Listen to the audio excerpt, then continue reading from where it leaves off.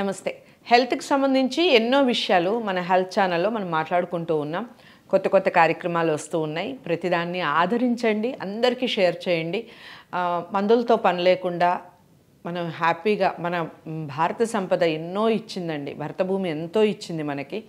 దాన్ని తట్టి లేపే క్రమంలోనే ఎన్నో కార్యక్రమాలు చేస్తూ ఉన్నాం. అందులో భాగంగా విశ్వక్సేన్ గారు ప్రముఖ యోగా గురు మనకి చాలా టిప్స్ అందిస్తూ ఉన్నారు హెల్త్‌కి సంబంధించి.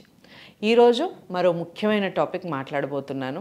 చక్రాస్కి సంబంధించి దానివల్ల మన హెల్త్ ఎలాంటి రుగ్మతలు ఉన్నాయి మనలో, దాన్ని ఎలా ఓవర్కమ్ చేయాలి, ఎలా మనం స్పందించాలి, మనకి ఎలా తెలుస్తుంది అసలు, ఈ విషయాలన్నీ కూడా విశ్వక్సేన్ గారు చెప్తారు. ఎక్కడ స్కిప్ చేయకండి వీడియోని. నమస్కారం అండి. నమస్కారం. ఓం శ్రీ గురుభ్యో నమః. సో మీరు చెప్పినప్పుడు ప్రతిదీ నాకైతే ఆశ్చర్యంగానే అనిపిస్తుంది. నిజమా ఇలా కూడా జరుగుతుందా అని. మనకి ఎలాంటి ప్రాబ్లమ్స్ ఉన్నా ముందు మనకు తెలుస్తుందా, ఎలా తెలుసుకోవాలి, మన బాడీ మనకి ఏమైనా చెప్తుందా, లేదా మన చక్రాస్ ఏమైనా చెప్తాయా, అసలు ఎలా, దానికి సంబంధించి అంటే మామూలుగా స్పిరిచువల్ సీక్రెట్స్లో ఇది ఒక సీక్రెట్ మేడం. మనం ఎప్పుడైనా సరే ఒక వ్యక్తిని చూసినప్పుడు ఒక వ్యక్తి ఎక్కడ ఇబ్బంది పడుతున్నారో కూడా మనం చూసి చెప్పేయచ్చు. ఒక వ్యక్తి ఫైనాన్షియల్ స్ట్రగుల్స్లో ఉన్నారు, ఏదైనా ఒక వర్క్ చేపడుతున్నప్పుడు కంటిన్యూ ఫెయిల్యూర్ అవుతున్నాడు, సక్సెస్ కాలేకపోతున్నాడు, సొసైటీలో తనకు సపోర్ట్ లేదు, కుటుంబాన్ని సరిగా పోషించడం లేదు, ఇవన్నీ మనం చూస్తున్నప్పుడు చక్రాస్ని బట్టి ఈజీగా చెప్పేయచ్చు. ఓకే. మన బాడీలో మన బ్యాక్ బోన్ వెన్నెముక ఉంటుంది కదా, ఈ వెన్నెముక చుట్టూ దాని పైనుంచి కింది వరకు నర్వ్ ఫ్లెక్సెస్ అని ఉంటాయి, నాడీ సంధాయకాలు. స్పిరిచువల్ లాంగ్వేజ్లో చక్రాస్ అని అంటారు. ఓకే. టోటల్ మన బాడీలో చక్రాస్ ఉంటాయి, 7 చక్రాస్. అలా ప్లేసెస్ ఉంటాయి, వాటికి కలర్స్ ఉంటాయి, బీజాక్షరాలు ఉంటాయి. అయితే మెడికల్ టర్మినాలజీ ప్రకారం నేను ఒక ఫార్మసీ స్టూడెంట్ కాబట్టి మెడికల్ టర్మినాలజీలో మనం చూసుకుంటే వీటిని మామూలుగా నర్వ్ ఫ్లెక్సెస్ అంటారు. అయితే మూలాధార చక్రం ఎక్కడ ఉంటుంది, మనకి లైంగిక అవయవాల్లో ఉంటుంది, సెక్సువల్ పార్ట్స్లో ఉంటుంది. దాని పైన మీకు నాభికి కింద ప్రాంతంలో స్వాదిష్టానం ఉంటుంది, నాభి పైన మణిపూరక చక్రం ఉంటుంది, చెస్ట్ మధ్యలో అనాహత ఉంటుంది, కొద్దిగా పైన విశుద్ధి, తర్వాత మనం ప్రతి ఒక్కరు బొట్టు పెట్టుకునే దగ్గర ఆజ్ఞా చక్రం, చిట్ట చివరిది సహస్రార. కాబట్టి ఈ చక్రాసే మన లైఫ్ని డిజైన్ చేస్తాయండి. ఎగ్జాంపుల్, మీకు మూలాధార చక్రం ఉందనుకోండి, మూలాధార చక్రం గనక వీక్ అయితే, మూలాధార చక్రంలో గనక ఇంబ్యాలెన్స్ వస్తే ఈ వ్యక్తి సంతాన సమస్య రావడం, వైఫ్ అండ్ హస్బెండ్ రిలేషన్లో గొడవలు రావడం, సొసైటీ తనకు సపోర్ట్ చేయకపోవడం, సొసైటీ నుంచి ఈయనకు మద్దతు రాకపోవడం, అదేవిధంగా ఈయన ఫిజికల్ ఫిట్నెస్ కోల్పోవడం, ఒక వ్యక్తి బలహీనంగా తయారు కావడం, ఇవన్నీ కూడా మీరు మూలాధార చక్రం మీకు ఇంబ్యాలెన్స్ అవుతుంది అని తెలుసుకోండి. ఓకే. కాబట్టి ఎవరైతే ఇప్పుడు ఈ మధ్య కాలంలో మనం చూస్తే చాలామంది సంతాన సమస్యతో బాధపడుతున్నారు, సరిగా పిల్లలు పుట్టడం లేదండి. 100 మంది జంటలుంటే 95% సంతాన సమస్యలేమి.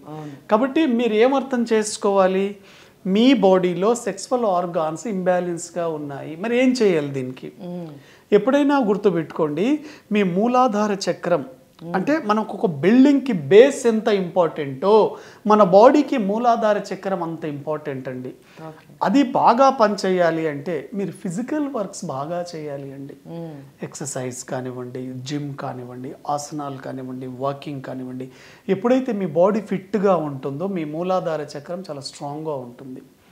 అందుకోసం మజిల్ ఫిట్నెస్ ఉన్న వాళ్ళు మనీ పవర్ కూడా చాలా ఎక్కువగా ఉంటుందండి. మీకు మనీ ఫ్లోర్ లేదంటే మీ మూలాధార చక్రం వీక్ అయి ఉంటుందని గుర్తుపెట్టుకోండి. కాబట్టి ఎంత మీనింగ్ ఉంటుందండి. నెక్స్ట్ స్వాదిష్టాన చక్రం. స్వాదిష్టాన చక్రం మనకు రిలేటెడ్ టు కిడ్నీస్ అండి. ఎక్కువ మంది మీరు గుర్తుపెట్టుకోండి, కిడ్నీ సమస్యలు వస్తున్నా, కిడ్నీలో స్టోన్స్ వస్తున్నా, డయాలసిస్ మీరు వెళ్తున్నా, హై బీపీ వస్తున్నా, మీకు మెయిన్ స్వాదిష్టాన చక్ర సరిగా పనిచేయడం లేదని గుర్తుపెట్టుకోండి. ఎందుకంటే ఇది వాటర్తో రిలేట్ అయ్యి ఉంటుంది, కిడ్నీ వాటర్తోనే రిలేటెడ్ అయి ఉంటాయి. కాబట్టి ఎక్కువగా ఇంకా సైకిక్ పరంగా చెప్పాలి అంటే స్వాదిష్టాన చక్రం వీక్ అయితే మీకు కిడ్నీ ఫెయిల్యూర్ అవుతాయి కదా. కిడ్నీ ఫెయిల్యూర్ ఎందుకు వస్తుందంటే అండి, అసూయ ఉంటుంది ఎక్కువ. చాలామంది ఎదుటి వ్యక్తి డెవలప్ అవుతున్నాడు, ఎదుటి వ్యక్తి చెడిపోవాలి, ఎదుటి వ్యక్తి నాశనం కావాలని మీరు మానసికంగా కోరుకుంటే మీ కిడ్నీలు ఫెయిల్ అవుతాయి, గుర్తుపెట్టుకోండి. ఎందుకంటే సైకాలజీ పరంగా కూడా మీ ఆలోచన విధానమే మీ బాడీ ఆర్గాన్స్ మీద ఉంటుంది. ఓకే. కాబట్టి మీ స్వాదిష్టాన చక్రం సరిగా పనిచేయడం లేకపోతే మీ బ్లడ్ సర్క్యులేషన్లో అప్ అండ్ డౌన్స్, మీ కిడ్నీ సమస్యలు వస్తుంది, అది కారణం అండి. ఓకే. మీ మూలాధార చక్రం సెక్సువల్ డిసీజెస్, స్వాదిష్టాన చక్రం BP and kidney issues, and మణిపూరక చక్రం.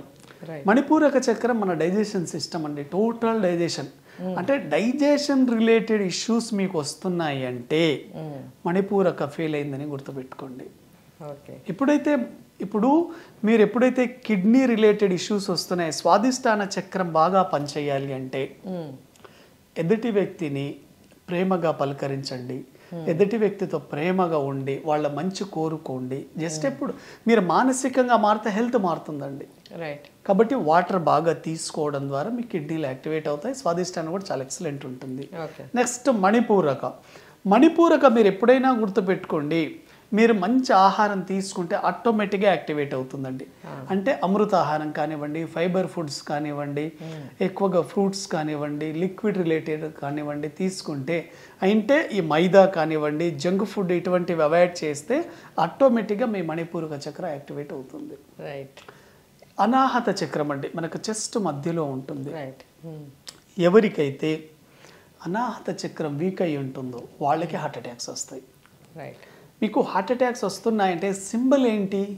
మీ అనాహత చక్రం ఇంబ్యాలెన్స్గా ఉంటుంది. అనాహత చక్రం బ్యాలెన్స్ చేసుకోవాలంటే సర్వీస్ చేయాలి.